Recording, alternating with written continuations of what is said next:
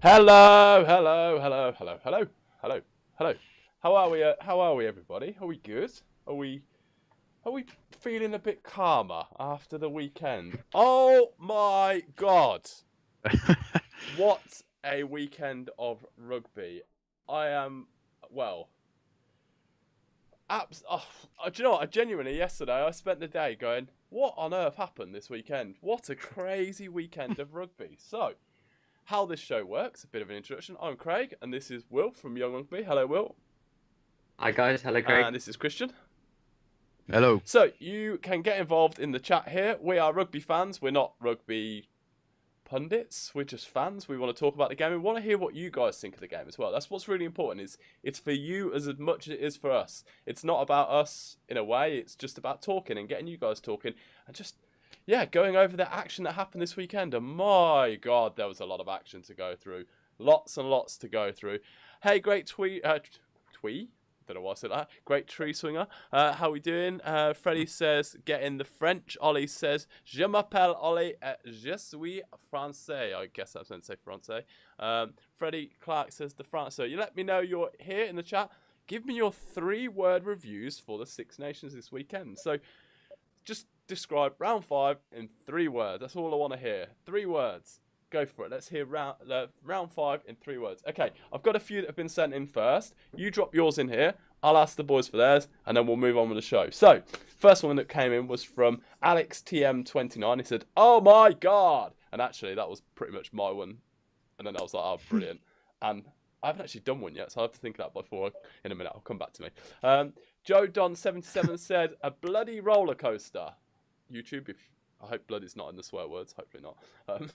Right. Funky Fresh says, "Gutted for Wales."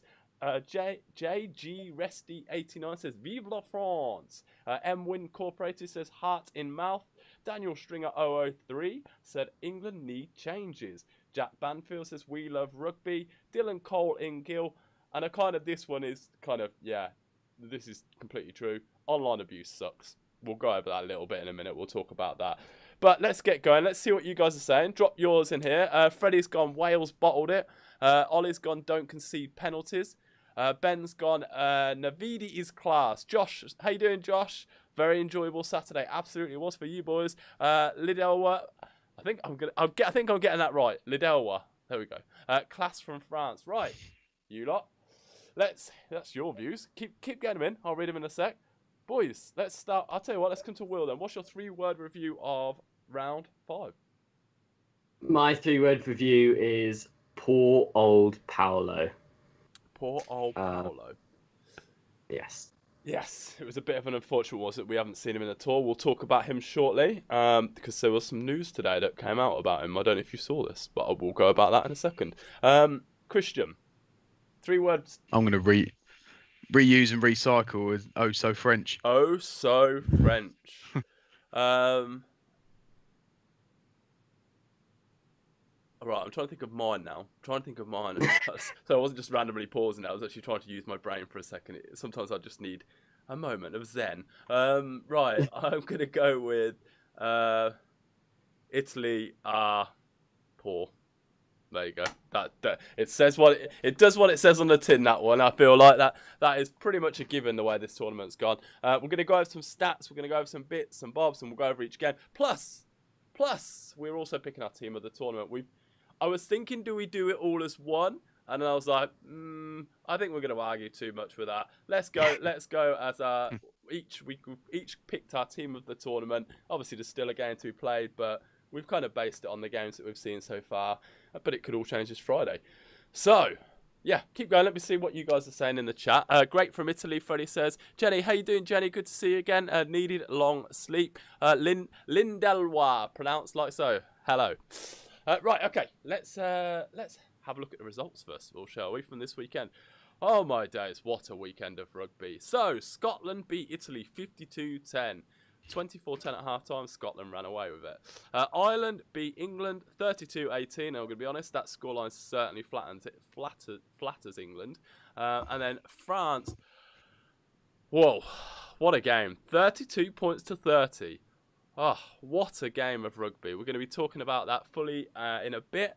But we'll get started this week with the Scotland versus Italy game. Let's get this game out of the way and done with first of all. So how this is going to go, I'm going to talk about the game very briefly, pick out a few bits from it. I'll show some bits on screen, then I'll get the boys to answer some questions. You let me know your thoughts on the game in the chat. I'll read them out, and that's how we go. So get involved in the chat. Let me know what you thought of the Scotland versus Italy game first of all. So let me know in the chat what you thought of it. Let's get started then. Let's have a look at Scotland versus Italy. Okay. Scotland claimed their biggest winning margin in Six Nations history with a comfortable 8-try win against Italy, with a try bonus point being scored after 28 minutes. 2 tries each for Dave Sherry, Dwayne van der Merwe, with the other tries coming from Graham Steele, Darcy Graham, Scott Steele, Hugh Jones and Sam Johnson. Italy started well with Luca Bigi scoring in the opening 5 minutes, but ill discipline and poor defence killed their chances. Okay, let's see how the internet reacted to that. So, Italy have conceded now more tries, 34, and more points, 239, and registered the worst points difference, minus 184, than in 21 previous Six Nations tournaments. Hogg started at 10 for Scotland, but didn't really have to do a great deal to unlock the Italian defence. Johnson and Jones in the centres tore Italy to pieces. Yeah, it was certainly... I'll be honest, when I was doing this one today, I found this quite a hard one to do because I'm a bit like, you know, I don't like just regurgitating the same stuff, but that's how I feel with Italy at the minute. It just feels every week it's the same comments. It's hard not to, isn't it? Yeah, it feels a bit monotonous. So, but look, I want to hear what you guys are saying. And then I'll see what you guys are saying first, and I'll come to the boys and see what they're doing. Hey, Edwin, how are we doing? Gutted there was no Dublin away trip. I think Cherry was class, but shame he was taken off early. Scott Steele is better than Price. So, yeah, Christian feels like he's justified for all the year of supporting him. Scotland practicing for France. Scotland looked better, but Italy were poor again. Eddie out, Lamb in. As we're going to move on to England shortly. Jamie Dobby is better than both. There you go. I know Will will be happy with that one, as he suggested that on the players that could come to the Prep, or he'd like to see in the Premiership. Hugh Jones was mega. Who will play 10 against France? If you haven't seen the news today, sorry boys, I will come to your question in a sec. I didn't mean to I'm just in a rant.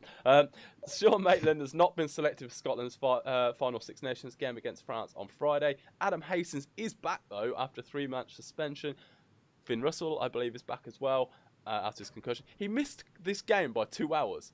I didn't realise how close it was. 2 hours. If it had been 2 hours later, he'd have been able to play because of the concussion rules. Wow. They tried to get the Six Nations to allow it because it's 2 hours, but no, they said no. There you go. He was fine to play, but the Six Nations wouldn't let him. Johnny Gray misses out again through injury. I'm not sure on the actual injury with Johnny Gray. I don't know if you boys know. If anybody knows in the chat, let me know. Right. Shall I ask you guys a question? I feel like I've talked a lot there. Right. Let's come to Christian first then. So this week we've going to have Scotland versus France in a game. Let's be honest, Scotland should have been given the points for waffles and all that kind of rubbish. Scotland should have been given the points for this. But can they shock France, do you think? In short, probably not. I don't think. I think France are going to have big momentum going into this game, having won that game by against Wales in such a fine margin. And there's still a championship up for grabs. I think they need a bonus point and a win by 21 points to take the championship, and they're going to be gunning for that. I don't know when it was that France last won a championship, but any opportunity to have one at your fingertips. I think it's 10 years, 2010, I believe, off the top of my head. Well, there you go, and this is a great opportunity for them to see it out and to win it. I mean, I don't necessarily think that France will, get that scoreline and win, but with the game being at the Stade de France, I can't really see Scotland getting a result. I think Scotland have played well this tournament. I think they've been let down by their set piece a little bit. I think they lose 6 lineouts, was it, against Ireland? Yeah. And just don't seem to be able to sort of see out a game at this level at the moment and get over the finish line. So I don't know. I mean, I feel for Scotland a bit because I feel like they played their Grand Slam game against England as their first match. Yeah. So I wonder whether, if the fixture list had panned out a little bit differently, could it have been a bit different of a championship for Scotland potentially? Yeah, well, sometimes I'll be honest. I looked at the fixture list before the start of the season, and I thought this is actually set for England. To be honest, I thought looked at it all, and I thought this campaign was very beneficial to England, and yeah, it's not turned out that way. We'll move on to that in a second. Why? But yeah, I think Scotland for me. I said last week. I feel like if I was a Scottish fan, I'd be the most frustrated because this tournament for me should have been Scotland's awakening, and it I mean, I thought it was going to be. yeah. I really thought it was going to be a sleeping giant that they were gonna turn up and sort of really turn up to these games and play some good rugby. But it's just that every game they've lost has been by such a fine margin. They can't seem to just get their sort of head over the finish line, which is a shame. And I think that Scotland fans should be disappointed with this campaign. Yeah, it's a strange one, isn't it? Right, let's see what you guys are saying. Drop yours in the chat. Let me know what you think. We're going to move on to Italy in a second. How you doing, Bears Gamer? Good to see you again, mate. Surely Italy and say Georgia having a playoff each year is better for rugby. I'd love to see it. Needs to be something on the line. It's not going to happen for the next 5 years. I know that much. Well, I can't see it happening. Not now the CVC deal. Italy are in. It's straight up. They are in the Six Nations. The only way that they won't be in the future is if they're the only way I think they'll change it. Well, if they go bigger, somewhere like potentially South Africa, or if they're thinking about taking it again to America.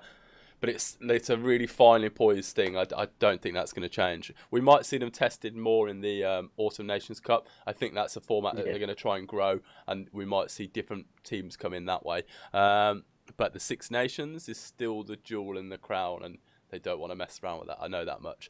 France did beat Wales, but England beating them has made France stronger. We'll move on to France and that in a second. Easily the most competitive Six Nations of my lifetime. It's been good. Like, it has been good. And do you know what? Following off the back of the Autumn Nations Cup, which I called, and I've said it many times, and I still believe it to be one of the worst tournaments I've watched. It was dismal. I've been really impressed with the Six Nations, how it's kind of, yeah, how it's come back. I've really enjoyed this tournament. I think it's been really competitive. The teams have stood up, and the players. There's been some great performances across the park. But one team that hasn't been performance, I'm getting very seamless at this. I shouldn't say that every time afterwards, just because it makes me highlight it. But there you go.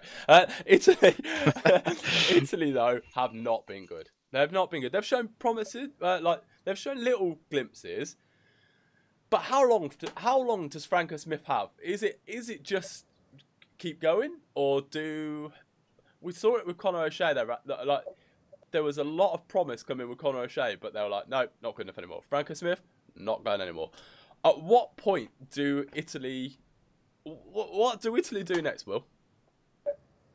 Yeah, so I really think that the issue doesn't lie with Franco Smith. I think he's been actually really impressive in being able to sort of create new initiatives and create a slightly new dimension. But the way Italy are losing the game in the red zones, and when it comes down to red zones, a lot of it comes down to player. It comes down to player ability and player awareness. We see if you get into that 5 meter channel and Italy are defending, they just go completely sort of amateur. They'll just spread out across the line as you would sort of like there was one point where I think Van der Merwe scored and they played the ball out wide and the last two defenders were Garbisi and Varney. You had your 9 and 10 on the wing in a defensive sort of pattern.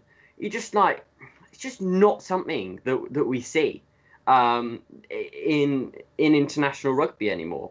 And I do think it's just down to player confidence mainly. They seem to have come out of the blocks really nicely. They did it against England. Yeah. They did it against Scotland. And they sort of get their mojo. But once they have a little dip, which is always inevitable in a rugby match, you can't keep at such a high level for so long.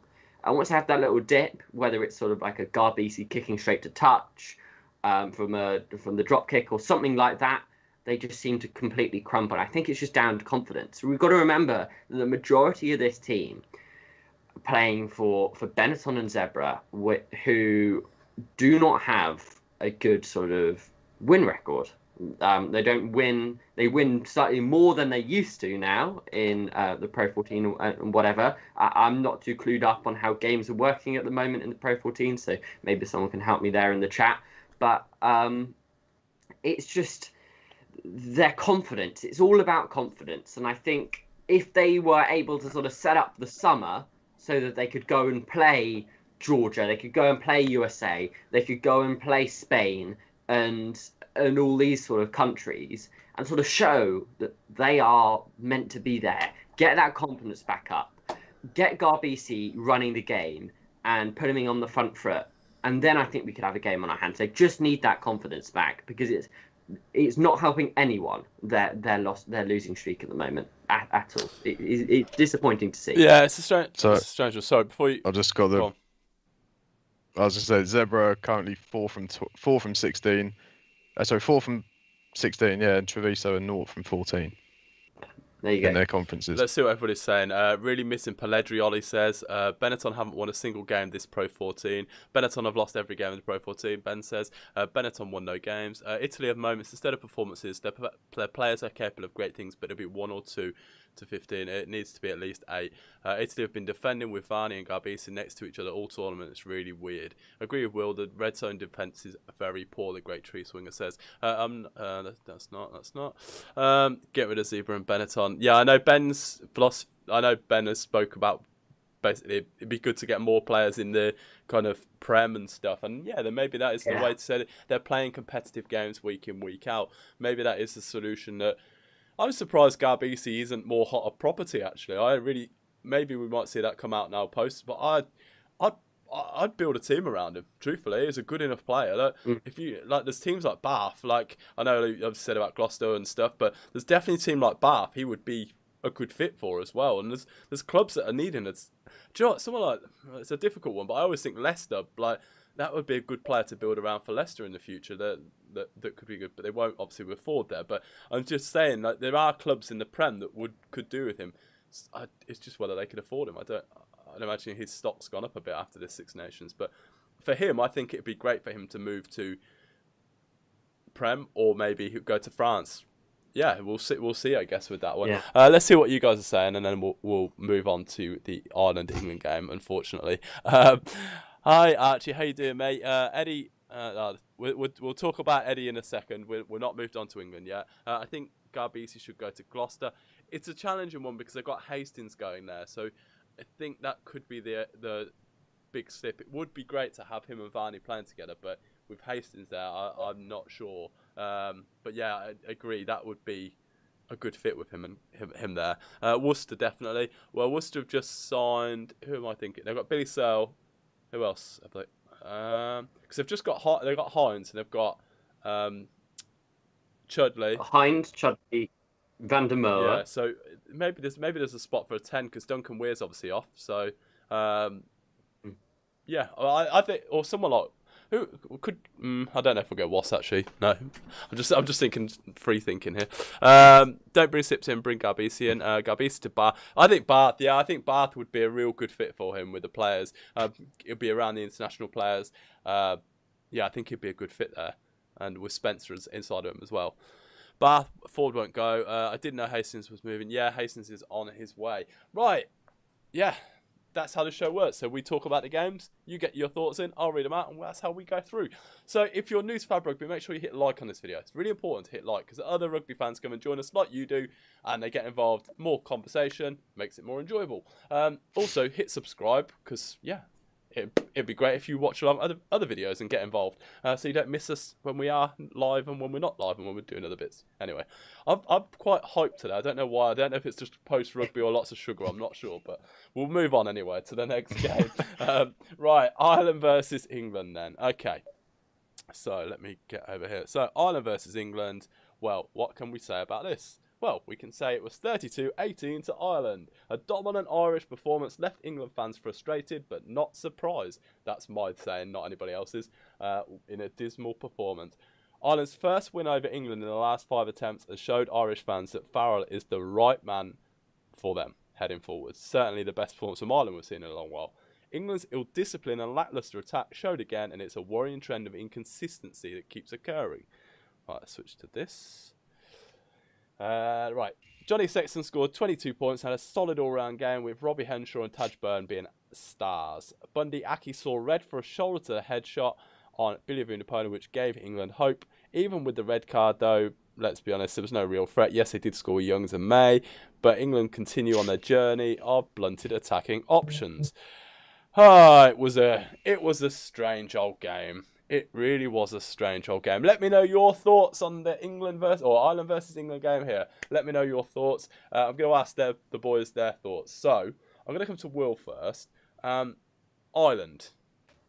Do you think they showed what has kind of what this promise has been? Like, there's been a lot of everybody's coming out, all the players and that, saying, "Oh, it's going to be, this is the right thing. It's the right thing. Farrell is the right guy."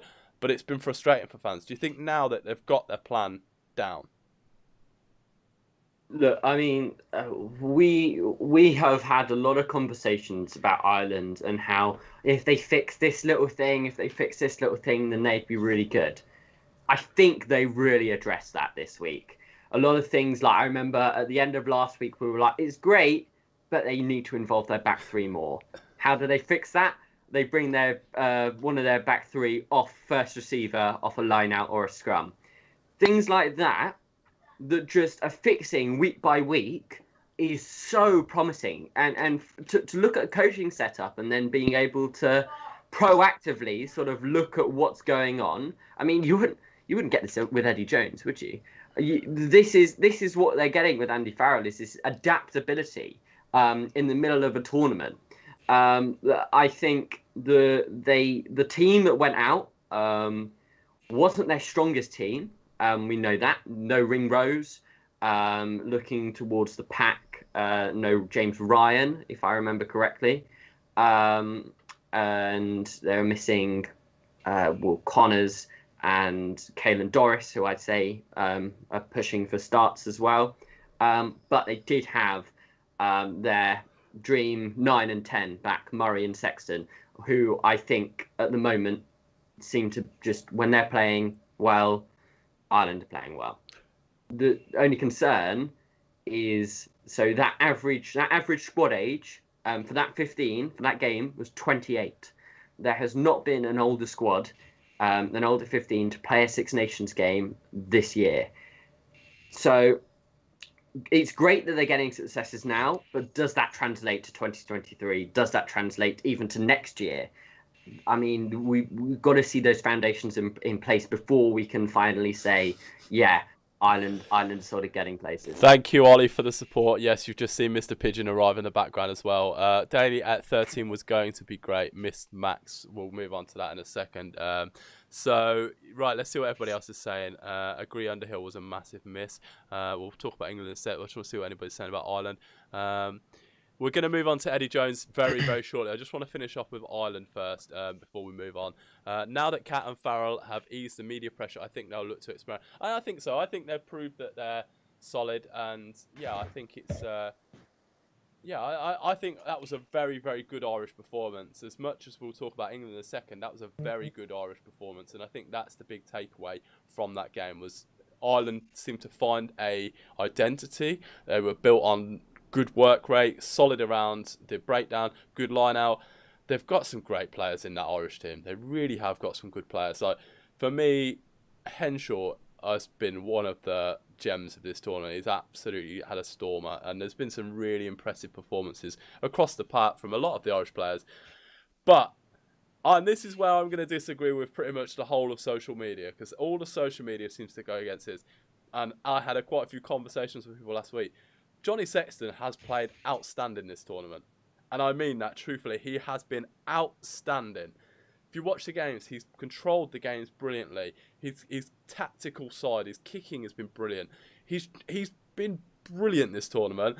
But social media doesn't want to tell you that. They always want to jump on it. But I'll tell you it straight. He has been solid this tournament. And for his age, and everybody telling you should retire, if he's playing that well, keep going. Like, he's playing, for me, he's playing better now than when he was World Player of the Year. And that's how crazy it is. Like, I prefer what he's playing now than he was a few years ago.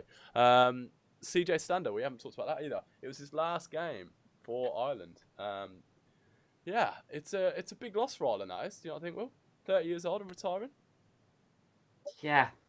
I mean, he seems to sort of For a guy who wasn't born there, he does bleed emerald Yeah. green. You can see the passion, and not only on his final game, but you could see it before that. We've seen it for many a year now, and it's always the biggest compliment to a back row player, to be able to say to them, oh, I didn't really see much of X this game, because they're working so hard that you don't see that what they're working. It's very similar to the way that sort of Underhill and Curry in their prime have played for England. Just real sort of doing the hard yards and making those hard yards and pulling in a performance, and it was no different this I weekend. can see a lot of people commenting about Doris. Yeah, I'm a big fan of Doris, and yeah, hopefully when he gets back, and he's had a few injuries and that, but I'd love to see him back playing international. He's a great player, really, really good player. So I certainly think that is they've got some great options in Ireland moving forward. And we've talked about replacements for Sexton. Hopefully your fanboy will be back soon. He'll be back. He'll be able to get out on the field, and we'll be able to see him play on the field. But look, I think Ireland are very much on the right path now. It's shown that they've just got to have a bit of belief, and I think they'll be very competitive for the next couple of years. I think they've got some good players if they keep blooding these players through. Okay, shall we move on to England if we have to? Let's talk a little bit about England then. I'm going to just read off a couple of things first before I ask Christian his question. Let me know in the conversation. We're going to chat about a few things here.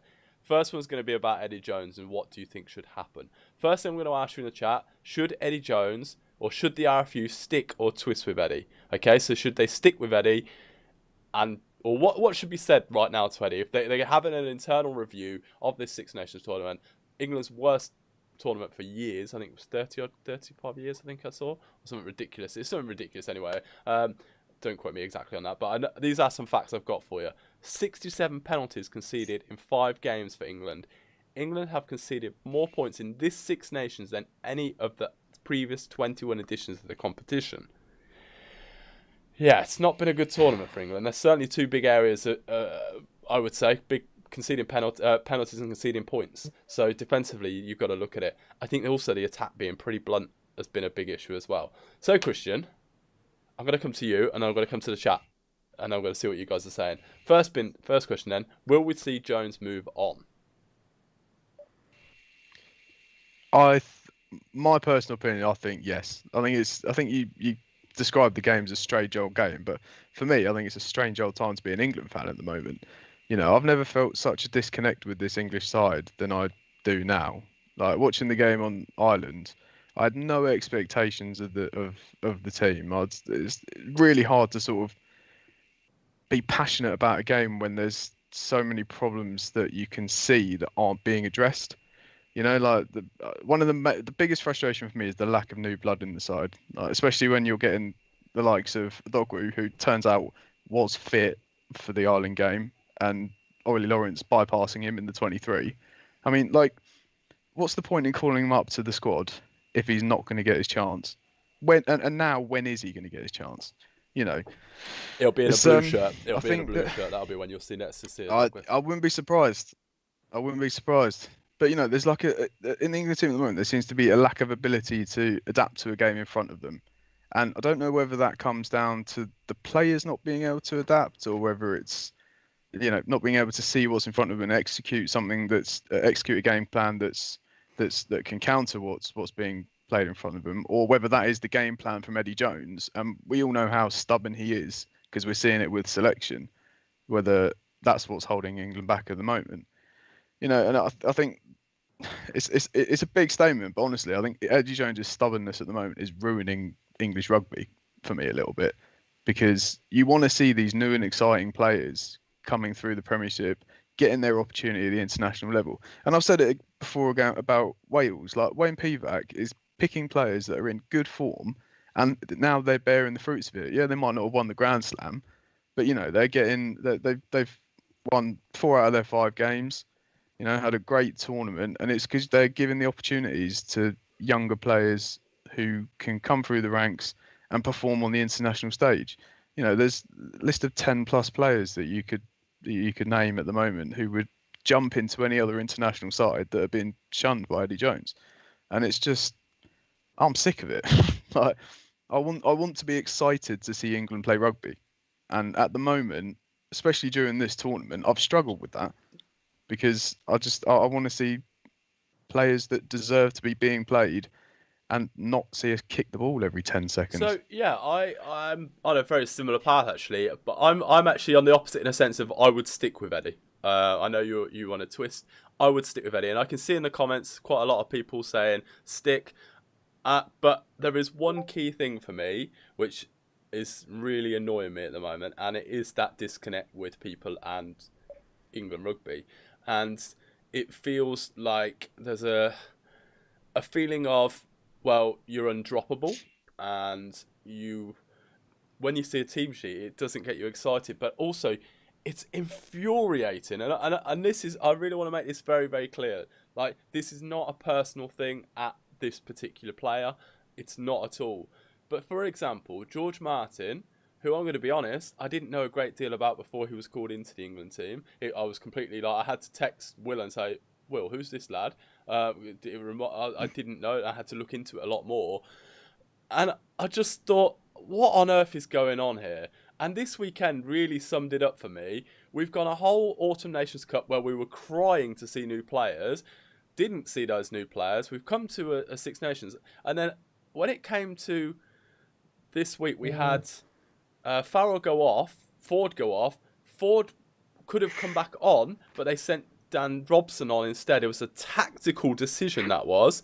So we were left with a 9 at 10. We had a fullback, not a centre at fullback. It was just an absolute mess of a selection. It was farcical. And I just thought, you know what? What Absolutely is farcical. going on at the moment at the top when it is through stubbornness that we're not... Sam Simmons is tearing it up. Marcus Smith is tearing it up. These players should be rewarded. And it's infuriating that it's basically saying it doesn't matter like how well you're playing, your face just doesn't fit. And it's that disconnect that's causing a lot of problems because it feels a bit like an old boys brigade. Now Eddie himself said, like years ago when he first took the job, if you didn't see this on BT Sport last night, we spoke to Lawrence Delalio, that an international coach has a very small window. Like, they don't last long. And he said it's mostly 4 years because after that things happen and you need to freshen up. I think if you're going to stick with Eddie, there needs to be a very strong look. We're losing a disconnect with people here, and fans are not going to want to come and watch us at the minute. It's not that fans won't, because let's be honest, they'll still sell corporate tickets, but it's the younger generation that are just like, it's the same old rubbish. England looked blunt, and they didn't look like they could attack. And every time they do look like they've got the ball, the first thought is kick. What is that about at the minute? It's infuriating. Sorry, I'm kind of really passionate. And Josh, enjoy this. Josh, if you're the Irish fan, you can enjoy me ranting about England here. Let's see what everybody else is saying. I feel no connection to the England team. I don't get passionate about games. Did Ford get injured in the game? No, we just got tactically substituted, I believe. When I saw Malin start last week, I was excited. Same this week. Yeah, exactly. That was a big loss. Too late in the World Cup cycle to remove Eddie Jones. He has a chance to bring in some new players whilst core squad. Yeah, I watched George Martin play against Quincy the week before. He got called up. Another in his trial, it wasn't that impressive and nothing compared to Simmons and Domers. Earl should have started. I think Earl, if we'd have seen Earl, saw a Dogwoo, Malin start the tournament, like having these players at the start. Do you know what? There's been a sense of, and this was at the Autumn Nations Cup, where it's like England must win. They don't. They actually don't need to win those tournaments. I don't care. I want to see the players rewarded, and then we can go, right, we've got these players. The biggest problem is we've got a scrum half that's got 9 caps or whatever it is for England now. And then our second player is 12 caps or 20 odd caps, Robson.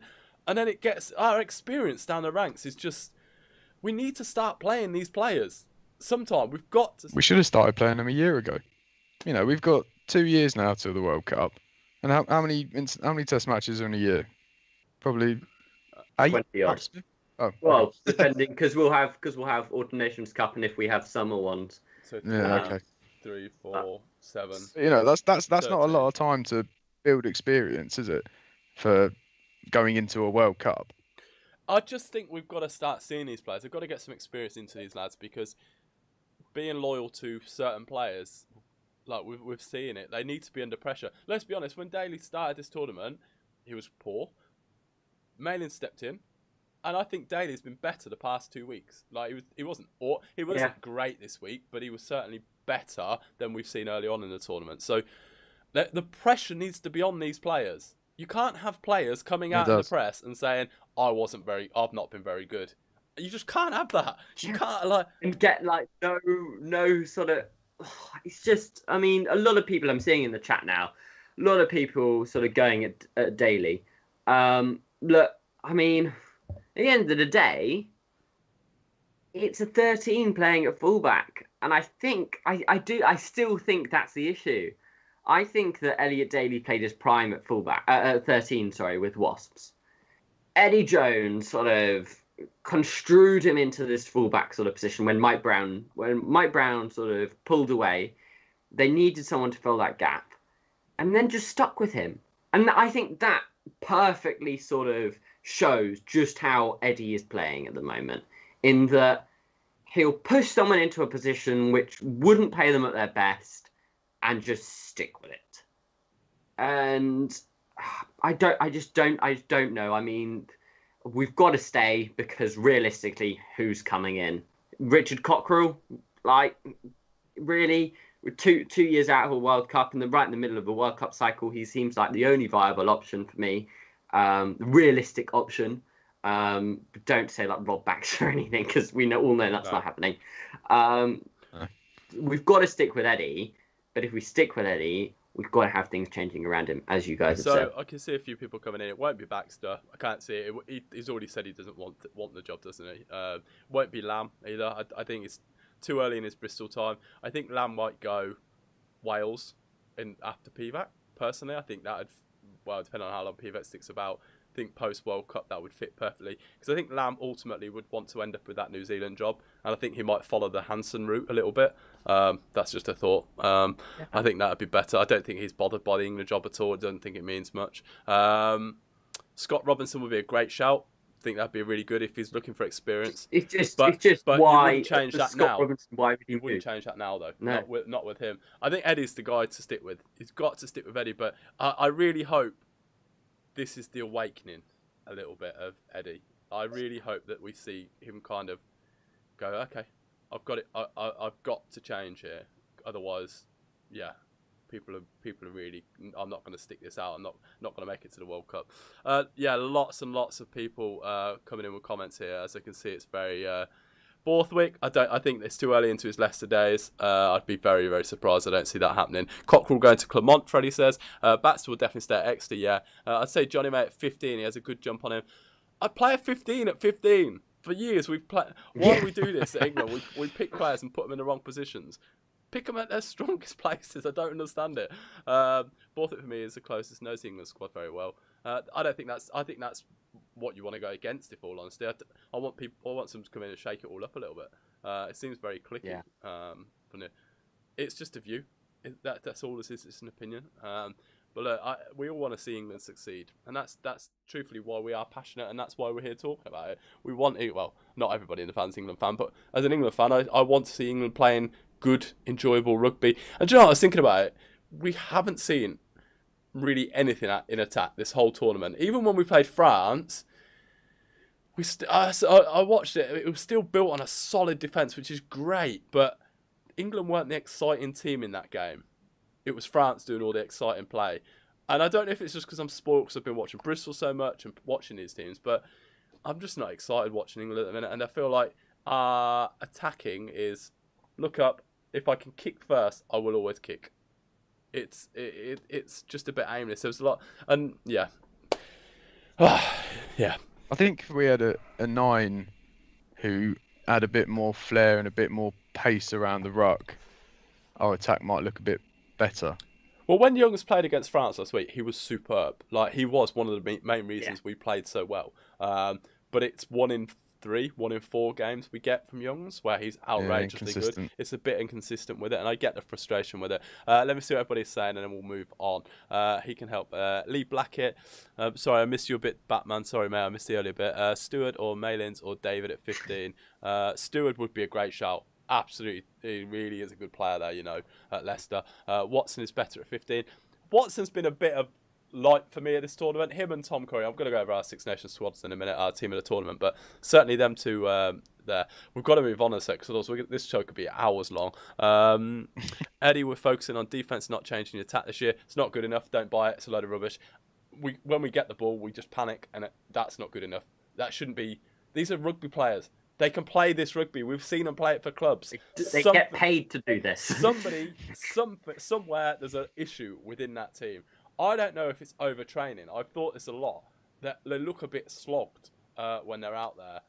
I don't know. It seems a bit. That's been an issue previously, isn't it? Where it's come out that he likes to tire them out. overwhips them. Yeah. The attack's just so infuriating. Like, if you watch England, it's like pass, kick, or pass. I don't know what to do. It's really fun. Alfie Barbary. Let's get Alfie Barbary in that team. He's back fit. Absolutely.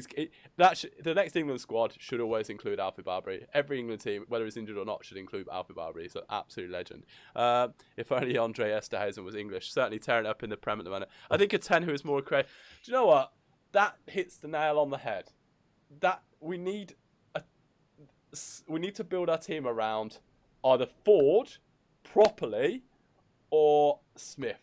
I don't mind Ford starting at 10. But I'm going to be honest, Farrell hasn't impressed me as captain. I think that's one of the big changes I would make for England. Change the captain. I think that now's the time to change the captain, if I'm honest. I don't mind Farrell playing, but I don't want him to be undroppable. To me, there needs to be a kind of, like, let him concentrate on his game. Because last week, all we talked about was Farrell's, post Wales, was captaincy, you've got to speak to the ref the right way, blah, blah, blah. Let's take that all off of him. Let's get him back to being a great world-class player. What about who would you pick? Who would you put as captain if you could? Will? Love to see someone like Jamie George. I think he talks some real sense and is sort of quite level-headed in that sort of fashion. I definitely think it just depends on who we pick. The leadership group, Mara Toje. I mean, that's sort of like the elephant in the room. Everyone, that would be the immediate sort of name that they go to. I just don't think. I think again, he needs time to sort of properly focus on his game. I think putting that sort of leadership sort of weight and shackles on someone, they need to have a really consistent game before you can do that. And I think we've seen with the Toje and Farrell, that's not the case at the moment. I'm seeing a lot of people say the one I was going to suggest, Curry. I think that's a great shout. I was going to say Curry. Yeah, it's a great shout. Yeah. He's definitely leading from the front, and he's the sort of person that you'd follow into battle. I think that would be a great move. I think I think he'll be consistently in that team as well. Yeah, I think that's a great choice. I think that'd be. I think a lot of people would go with that, to be honest. I can see a lot of people saying it's Jamie George first choice anymore in this position. Luke Cowan-Dickey certainly doing a good job there, and for me should have started this tournament, just as it is. Yeah.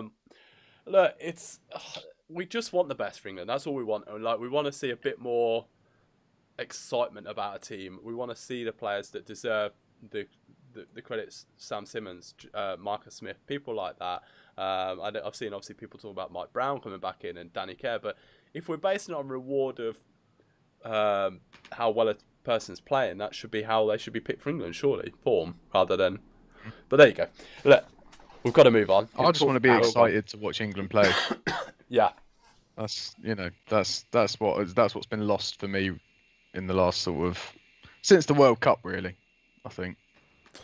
Yeah. Look, I'm fully still on the Eddie train. Fully still am. I know Christian's not. Will, are you? Which side are you, Will? I've been studying on this fence too long that my bum is starting to hurt. I think I'm going to go with... I'm Eddie in for the moment. Eddie in. Okay, right. So, I can see there's loads of comments coming in. Marla hasn't retired. He's just kind of Marla's just kind of stepped back. Just didn't want to. Marla's doing whatever he wants, really, isn't it? It makes sense. Yeah. It's like if you don't. It's a long time. Look at Minozzi. It's a long time to be away from fan, and it sounds like hell. That's something I should add to this, right? These England It lads, does, yeah. these England lads, I know like they're living in a hotel and it sounds great in the sense of, oh, I can play video games all day. That's hell. Like, that's no community or limited like interaction with each other. That's not rugby as it is. So look, we have to be a little bit kind of like, these guys have been going through awful situation the last like 7 weeks. It's such, I know it's not awful, but you know what I mean. Like, it's just, it's slightly different to what they're normally used to. So yeah, it's been a tough tournament for England. It really has. But we're going to move on anyway because there's one game to cover off, and I'm going to be honest. This game, wow, Humdinger, wasn't it it? was mental. Like, let's get into it. I want to hear your thoughts on France versus Wales. Let me just find out where mouse has gone. Let me put some stats up first, and I'll go over the bits and bobs about it. Okay. Heartbreak for Wales as France score with the last play of the game to deny the Welsh a Grand Slam. France were down to 14 men after 68 minutes with Paul Willemse red carded for eye gouging, but 2 Welsh yellows helped them erase a 10-point deficit to win. I think it was in the 75th minute they scored the first of the 2 tries. End-to-end first half, trading points like boxers. That's what I class it as. I can never say it, Taofifanua and Antoine Dupont tries matched by Dan Bigger and Josh Davidi. Switch to the React. I love that bottom image, by the way. Absolutely made me laugh this morning. Talupi, Faletau and Liam Williams were sin-binned in the last 10 minutes, 14 versus 13 going into the last play. The late ill discipline proved Wales' undoing with yellow cards shown to the side for the first time. The first yellow card in a Six Nations game since 2018. France must defeat Scotland in Paris next Friday with an attacking bonus point and a points difference of 21 to lift the title. Right. Where do we start with this game? Like, it was unreal. Let me know in the chat what you thought of the game. Actually, I'm going to come to you guys and see what you guys are saying first. What a game, Freddie says. As a Welshman, absolutely heartbreaking. It was, yeah. Even I felt for you Welshes, and I genuinely did. I felt so bad for you guys. But actually, I watched it and I thought, how good is this Welsh team? And it was such a good performance from Wales. Really, really good. Wales conceded 9 out of 55 penalties in the last 10 minutes versus France. It took more than a day to come over. I agree. It felt yesterday was a whole write-off in a way that I was emotionally drained from that last game. Yeah, the only game that had me on my feet, and I'm English, Jenny says. I completely agree with Jenny. I was completely captivated by it. I was absolutely like on the edge of my seat. And I genuinely was like speechless at the end of it. Like, what on earth has just happened? How you're not questioning Eddie Jones? It's just English, even without Marcus Smith. What team is first or second in Six Nations? I haven't played, so you have. I don't know. That doesn't make sense. Cretin and Marchand are heavily underrated. Harry says Yes. Wales have been so unlucky with decisions through the Six Nations, and this weekend their luck ran out right at the death. Okay, actually on that, let's start with a bit of positive. I thought Luke Pearce had a solid game. A couple of things I was a bit like, I'm not sure about that, but I thought he was superb. I think we all knew. We know what it's like. He every week he's been solid in the Prem. When he the France game the other week, we like threw all the plaudits at him. He's a great referee. Makes the game so enjoyable. Him and Wayne Barnes are the absolute dream team. Yeah, they really are. PMO and just the speed of communication. Yeah, and it's trust. It's all down to trust, isn't it? They trust each other with their decision making. Yeah, superb. And Wayne Barnes in his little dungeon looked superb. Right.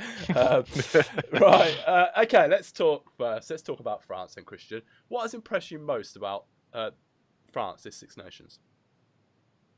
I think they're playing an exciting brand of rugby that's good to watch. You know, it's super difficult to not be impressed by a team with the best player on the planet running the show at the moment. I think they've been fierce in attack and defence, played with high pressure and tempo throughout the tournament. I think their discipline's been excellent. They've only conceded 32 penalties throughout the whole tournament. I know they've still got a game to go, but that's the least of any team in the tournament. By comparison, Italy and England both conceded 67. I think the set piece has functioned well, winning more of their own lineouts than any other team and conceding only 5 scrum penalties throughout the tournament. So they're exciting to watch. I think they make me want to watch rugby, and that game on Saturday was a great advert for any neutral. You know, as I think as Jenny said, I was on the edge of my seat come the 79th minute of that match. absolutely screaming at the telly. It was great. It was truly great. I'm just see what everyone was saying in the chat. It really shows how good they were. My mates who aren't rugby nors has even told me today how great the referees and team are. Yeah, I had quite a few messages and spoke to a few football fans who were like, "I wish VAR was like that." Like, and it was so clear. You knew what was going on. It was a great advert for the game. Like, really, really was. Really, really superb. Yeah, there was my issue with France. I picked out an issue. Okay, cast your mind back to the 74th minute, right? France took the choice of a scrum. I don't understand that. I still don't. But how they went on and won it, I don't know. I still So like they lost French. 90 seconds to a scrum, and you're like, tap and go, tap and go. Oh my god! The fitness of France has impressed me the most. I think that's been the big thing. Is France of old might have died in that last, and it'd have been like they're done. What was it 10 points down with I think 4 and to go, like, and then Olivon scored with then Bryce Dillon scoring in the 82nd minute. The decision making for me, like, that's just mental. But fair play to them, absolutely. Like when they got red carded. When Empty got red carded, I thought, what, this is done now for Wales.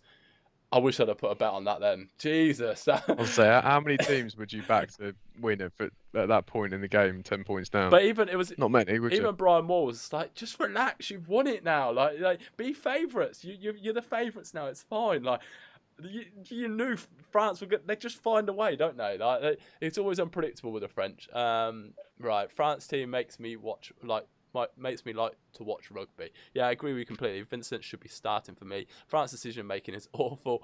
France are fast at getting tries quickly. Scrum ties in 8 players. They needed the space. Probably went for it to expect. Yeah, I get that, Ali. I get that why they did it. But it's so much time that you can lose in a scrum. Like Especially if there's a reset or two. Because they didn't have to score 1, they had to score 2. Yeah, it just baffling. But there you go. Look, they won it, so it's made the right decisions. That's why they're playing international rugby and we're not. But certainly, if I was a French fan, I would have been going, "What are you doing?" Like, partly because I hate scrums, but secondly, just because it's just that much time gets eaten up. Okay, let's have a little bit of a chat about Wales, because that was for me one of the best performances from Wales I've seen in a long while. I thoroughly enjoyed it. I thought Williams was superb. Faletau, outrageous as he has been. Tipperick, you could play him anywhere across the park. He'd do a job for you. Bigger was outstanding. One of his best games I've seen in a while. It was a really impressive performance by Wales. And do you know what? I actually doffed my hat to the Welsh this week, because at the start of this tournament, I'm very critical and saying, look, you've got some good players, but it's not clicking, and it just shows you a bit of confidence. They've had luck, there's no doubt in that, but you've got to be in it to win it. And they, to me, if they'd have held on Saturday, I wouldn't have begrudged them at all. I'd have absolutely applauded them. I think they were superb that game and deserved to win that game. There's no doubt about it. But, Christian, can the Welsh fans be upbeat? And is this a real positive to them heading now towards the World Cup? Do you think Welsh fans can start to think, right, we nearly beat France in France. This is the potential here to go on further at the World Cup. I think that one was. Oh, sorry, Will. Okay, sorry. Great. Yes, I think that overall that particular performance just showed the character of that Wales side. I think it was just all about very Alan Wynne-esque. Never let their heads drop.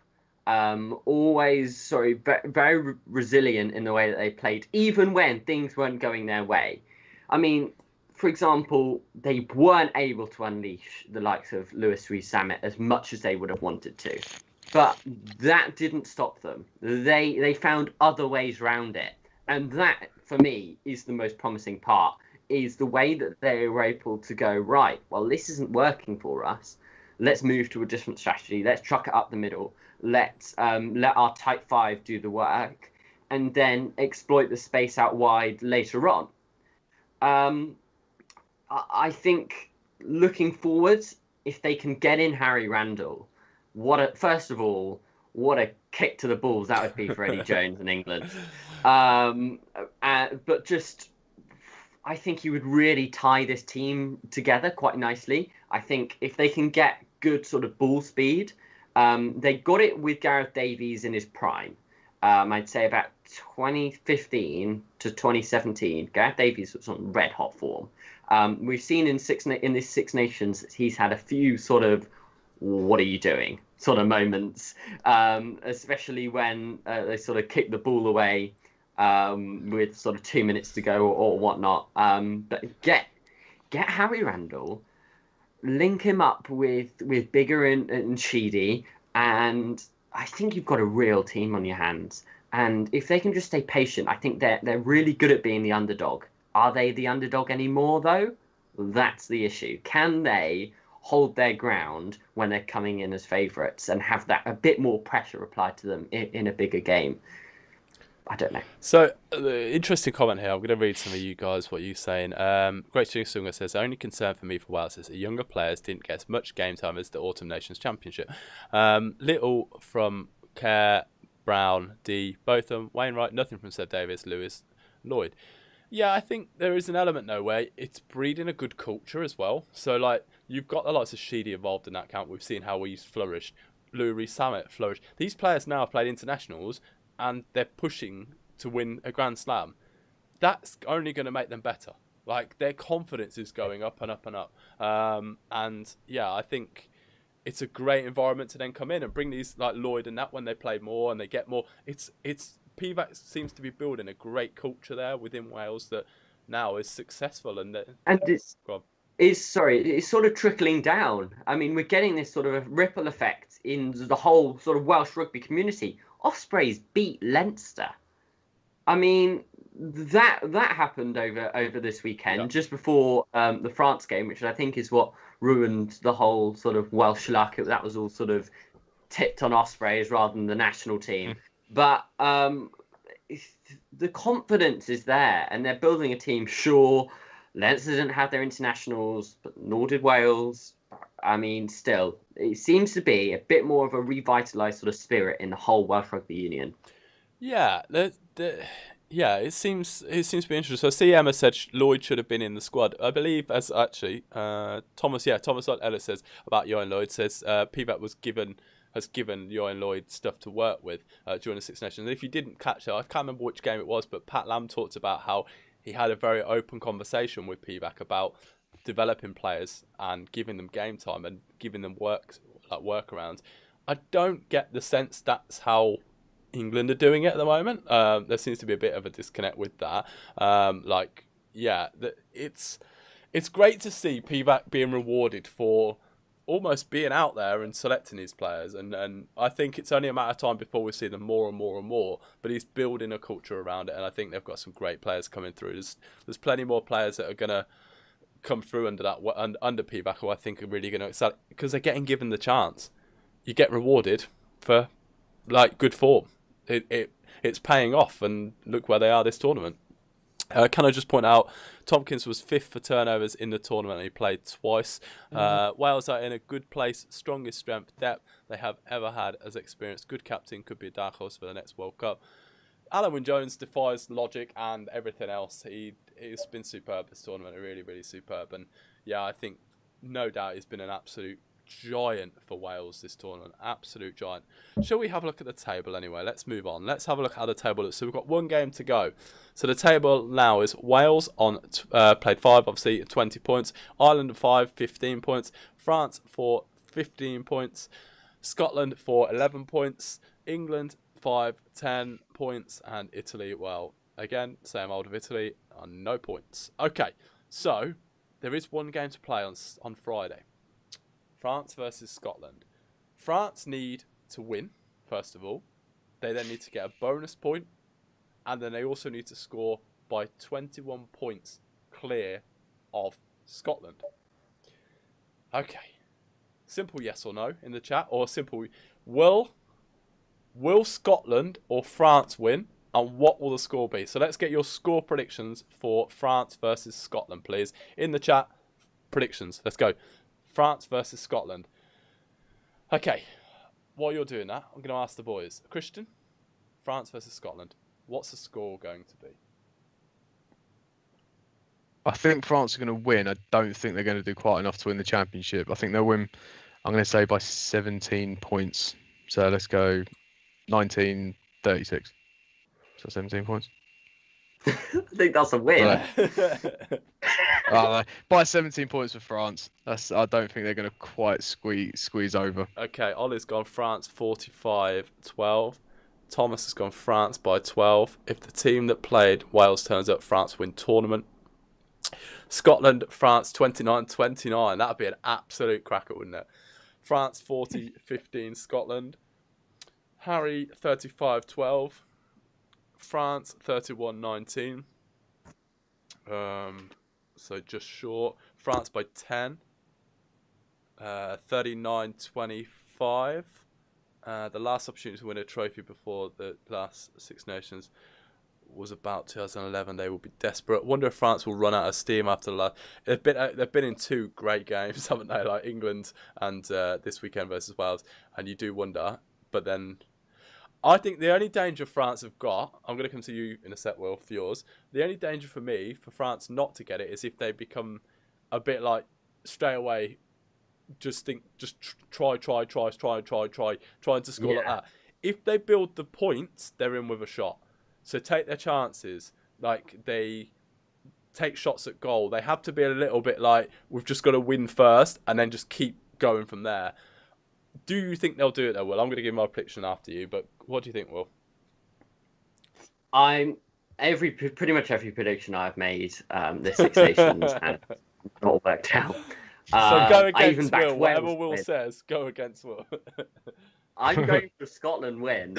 And that is my honest opinion. I'm going for a Scotland win just because I'd love to see them do it. Really, I think the Welsh deserve it a bit more than the French as well. So it'd be nice to see them win the Six Nations, albeit not in the most grand sort of sense that the Welsh would have liked. So I'm going with Scotland by 3. I think it's going to be an incredible game. We're going about 21-24 to Scotland. Ooh, there we go. Scotland to win 29-22. Hey, Dylan, how you doing, mate? Wait, no, 22-14 to Scotland, so Ireland finished second. It was like last year against Ireland. We don't see it happening. The killer will be when France win it with a bonus point by 20. Can you imagine? Oh, the pain. The way the Six Nations have gone, it could easily go that way, couldn't it? Last minute kick missed or something ridiculous. England did that a few years ago, back when we scored 55 points versus France, and but we also conceded 30. Remember that mad game? Yeah, that's just been called out there. Yes, that's what we like to hear. That means France win. Okay, I'm going to go for France win by 33-20. So they're going to pull up short. I don't see him getting the 21. I think Scotland are a good enough side. And I won't be shocked if Scotland win. And I'm going to say that now. I won't be shocked if Scotland win. I think they played well this tournament. But I just think France will probably score some absolutely ludicrous tries. But I think they'll run up short, personally. Okay, right. That's some views on predictions and that. Shall we have a look? There's now our team of the tournament. Right. Christian, you're going to be up first. Have you got your team? Do you know what? I have. So, this is our team of the tournament. Each one of us is going to tell you our teams of the tournament. We want to know who's you pick or who's you agree with most, and what changes would you make. So, if you want to, it's going to take you a while, but if you want to put in your team in the tournament, feel free to type it into the chat. I'll try and read them out as we go. So 1 to 15, go that order, 1 to 15, and this is our team of the week. Okay, right. Christian, it's team of the week, team of the tournament. Okay, Christian, here is Christian's. Go for it. So I've got Wyn Jones, Ken Owens, Xander Ferguson, Tag Byrne, Mario Toji. I feel a bit wrong putting Englishmen in there, to be honest, because we haven't been that good this competition. But he was one of the better performers in the England team. Justin Tipuric, just because he's insanely good. It was Justin Tipuric who dunked that ball through, wasn't it? Yeah. just for that. I'll put that him in there.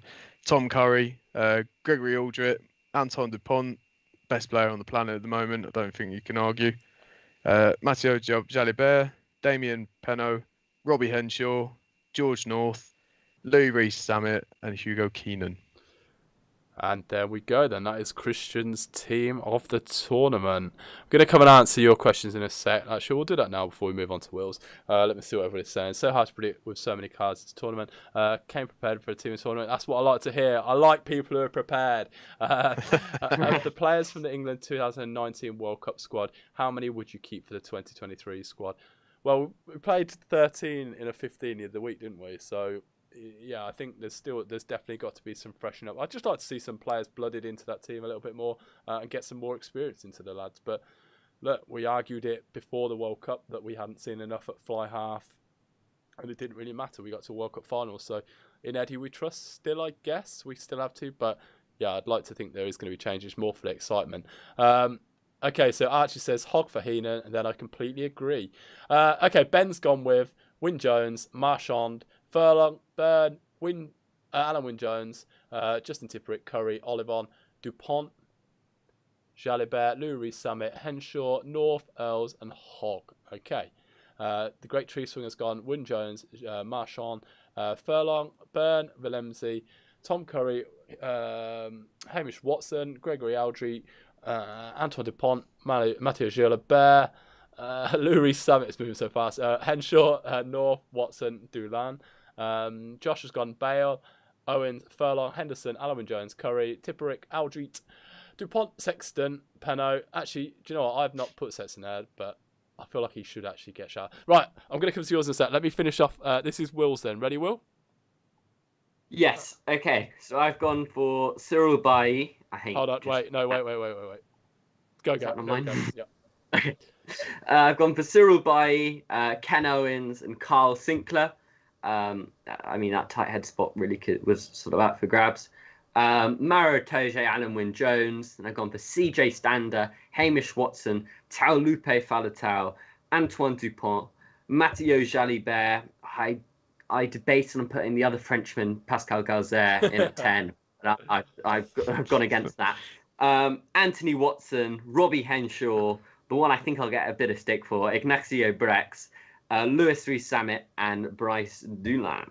Was tempted to put in potentially Liam Williams at fullback, but decided against that. Okay, let's see what everybody else is saying, and then I'll do mine. So Ollie's gone Jones, Marchand, Furlong, Itoje, Ryan, Curry, Watson, Olivon, Dupont, Jalibert, Louis Rees-Zammit, Henshaw, North, Watson, Hogg. Willemse, despite the red card, was immense in the stats. I would have had Charles Olivon instead of Curry.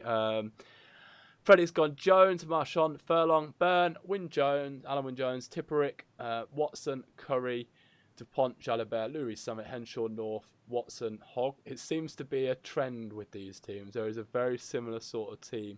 I know I've got a couple of different to a lot of you guys because I'm weird and I like different people for different reasons. Wyn-Jones, Ken Owens, Taj Furlong. This is Thomas Ellis's team. Taj Byrne, Alan Wyn-Jones, Hamish Watson, Tipperick, Gregory Aldry, Antoine Dupont, Jalibert, Dwayne van der Merwe, Robbie Henshaw, George North, Louis Rees-Zammit, and Stuart Hogg. And I'll do Harry's and then we'll move to mine.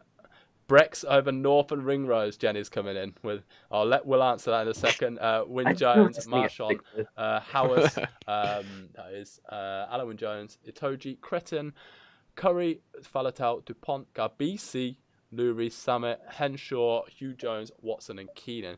Brex is the slowest moving centre I've ever seen. Oh god, Will's getting it. Will's getting it. My team is Andy Good. Will's team, all 15 are Andy Goods. I like that. Okay, right, Will, do you want to explain yourself before I move on? Yeah, sure. Okay, so this is trial by jury, by the way. Like now, this is the. I do feel like I'm in court. I feel like I'm explaining why I've done the noises are out for you. They're coming for you, William. I mean, I wanted to put an Italian in there because I think there have been some really good individual performances.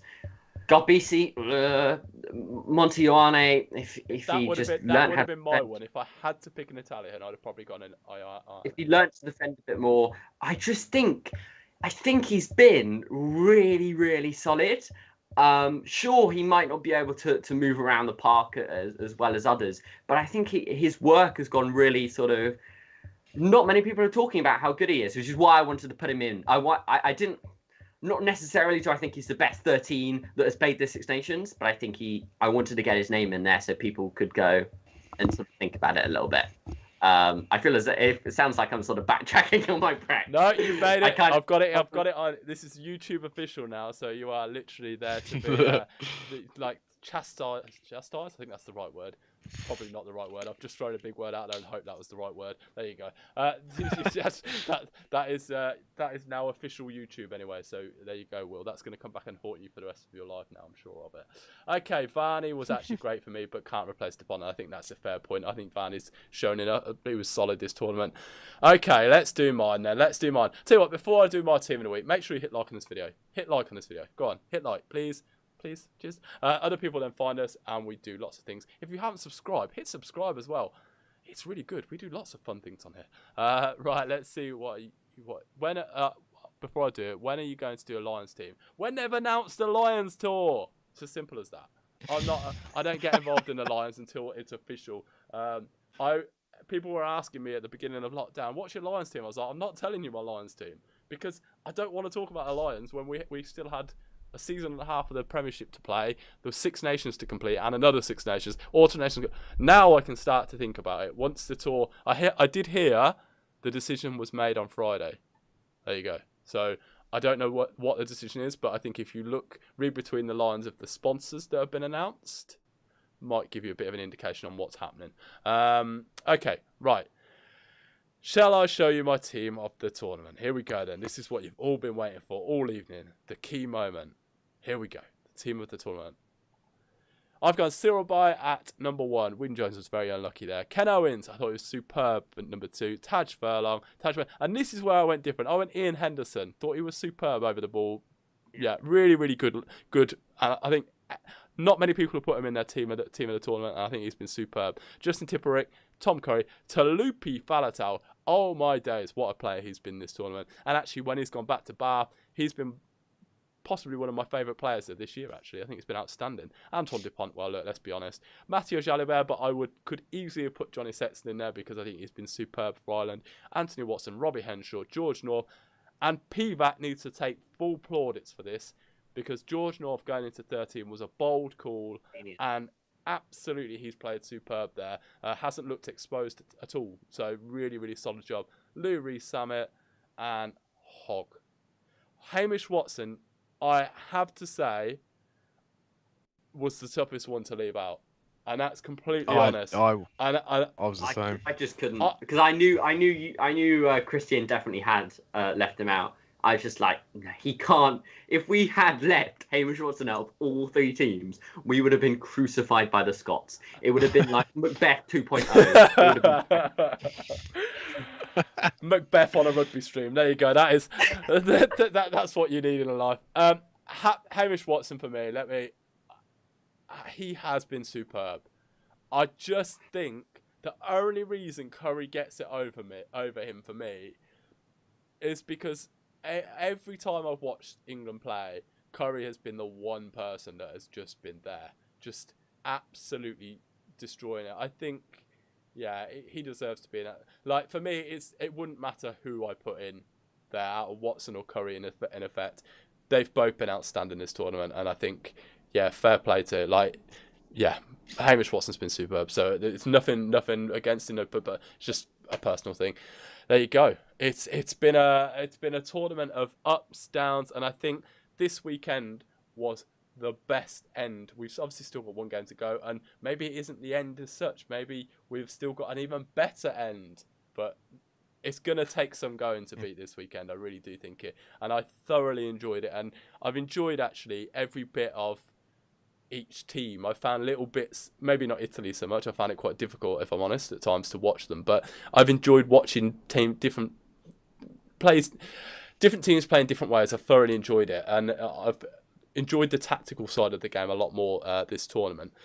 There was one thing I just wanted to mention, and to me, it's something that I'm around it all the time, and this Six Nations has certainly been an interesting one for a social media point of view. And obviously, if you didn't see the news from the Welsh camp about Liam Williams being abused online, and I know you guys here, you're not the ones causing these issues, and to be honest, it's people who don't tend to watch the game, and there are still comments that are people who watch the game. I'm not saying they're completely void of it, but look, if you are one of these people, I'd be very surprised being in this chat, because as you see, you're great to be involved in the chat.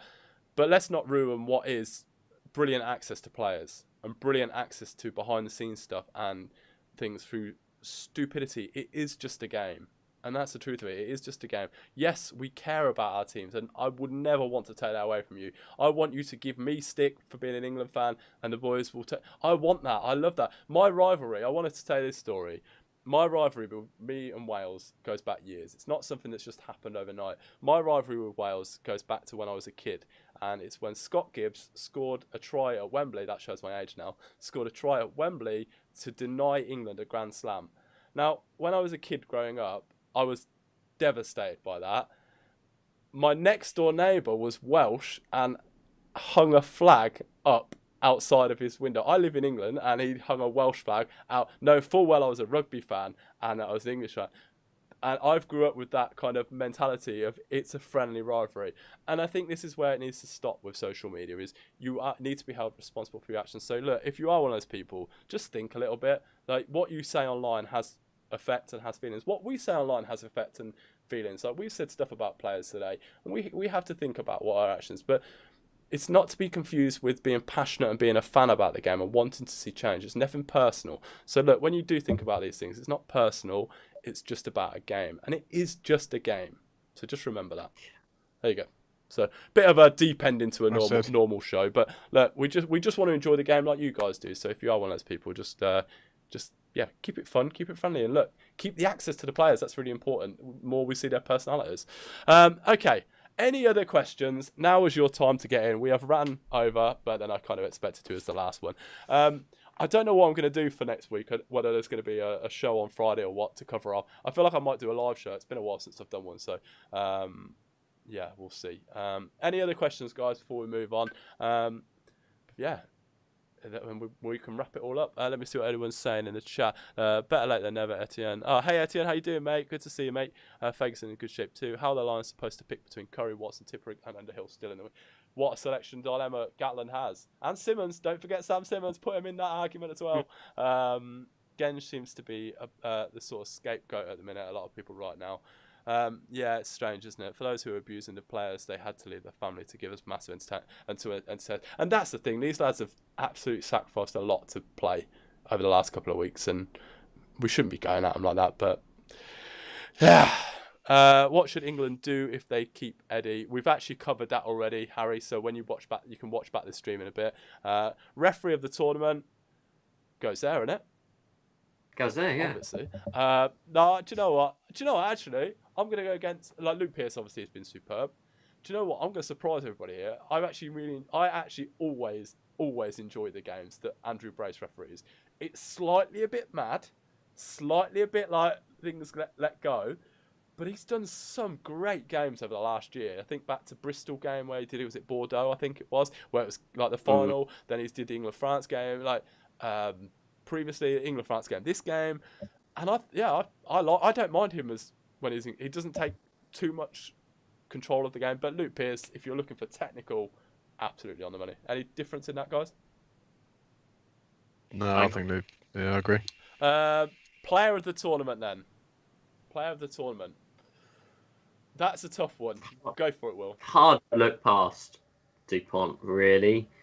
I mean, he's definitely showed that he's human and that he can make mistakes somehow.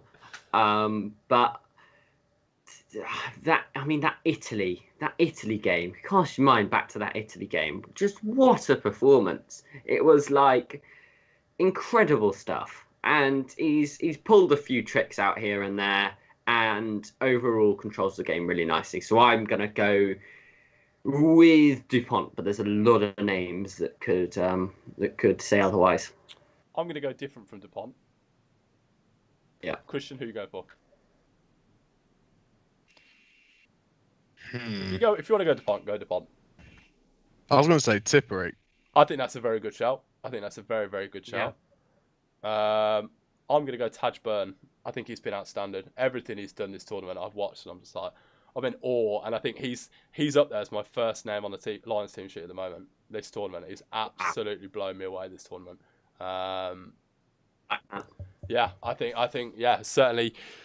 Yeah, Henshaw's been good. I think Dupont's been good this tournament, and there's certainly that game. But I think we'll look at against England. I think he was still quiet this weekend. Like, not quiet, no, that's the wrong word to use for Dupont. But he's not, I don't think he was at his best the last 2 weeks. There you go. I'm controversial. There you go. But then it's just it's because we have such high expectations of him. This is what happens. It's a bit like Curry. We have high expectations of him. Yeah, if he came in and played that performance as his debut, we'd be absolutely raving about him. But it's just the expectations there. Burn is probably fair. Henshaw. Okay, right. I think we're done. I think we're all done for the show, the live shows. Really appreciate you guys joining in, firstly. It's been absolutely great to chat to you guys. If you're new to Fab Rugby, make sure you hit like and subscribe on this video. And we are on Instagram. Our big thing is on Discord. If you want to come and join us, where a lot of these guys is on Discord. We talk all about rugby non-stop. Actually, they talk about it non-stop. They go all 24/7. It's like a live. It's like this, but like 24 hours. It's really, really good. So if you go and join, that's a link in our bio. We're on Twitter, Facebook, all that kind of stuff. Will, thank you so much for joining us. If you want to find Will, where can they go find you? At Young Rugby, Instagram and TikTok are my main 2 ones. Down with the kids. You are so down. You are still a kid. You can still be down with the kids. I can't say I use that tone. I'm down with the kids. Like, that makes me sound really dodgy. I'm not down with the kids. That sounds really dodgy. It's past 8 o'clock. Let's move on. Christian. Yeah. Thank you very much for joining me, mate. It's been an absolute pleasure.